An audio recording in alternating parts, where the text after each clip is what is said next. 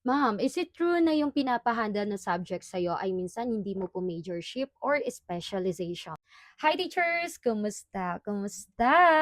Okay, sasagutin natin itong si ma'am and sasagot din tayo sa mga viewers, mga followers natin sa Blue app. So, umpisa na natin dito kay ma'am. So, totoo po to.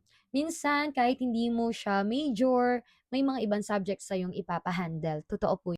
Especially kapag ikaw ay nasa elementary.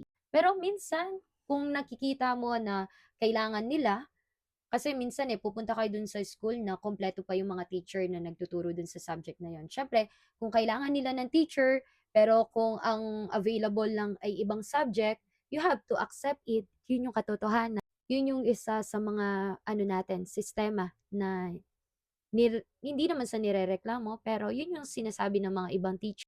Kaya hirap tayong ituro yung subject na yun kasi hindi yun yung kinasanayan or hindi yun yung majorship natin. Pero yun nga, buti na lang kami, mga elementary kami, talagang general. Ako noon, bago ako mag-aral sa DABSU, sabi ko talaga wala akong subject na palalampasin kasi elementary teacher ako, dapat lahat ng subject alam ko.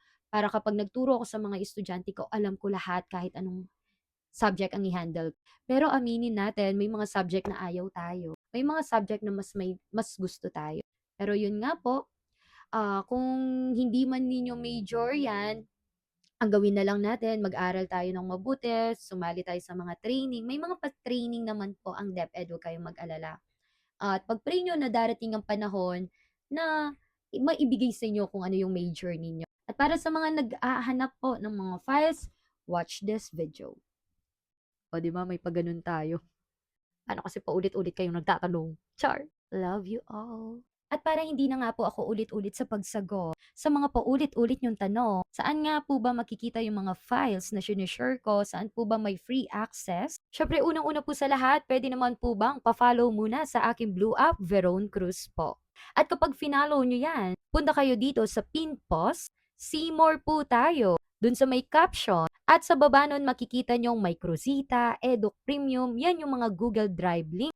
Nandyan yung mga files na hinihingi nyo po sa akin. Sa Cruzita, dito po yung mga let reviewer, mga pertinent paper, at kung ano pa yung pwede kong i-share. At dito naman po sa Edu Premium, nandito yung mga lesson plan and PowerPoint na mga ginamit ko po sa DepEd ranking. Andyan rin po yung mga pertinent papers. At syempre, pa-follow na rin po sa ating Blue App, Cruzita Teacher Ni. Bakit ko pinapa-follow? Kasi minsan po dito po ako nagpo-post. Ayan, para maging updated po kayo sa mga pinopost natin o baka nasasagot ko na yung mga tanong ninyo. At para naman sa Red App, Vinyl Vlogs po. At yun lamang po, maraming salamat po. God bless always.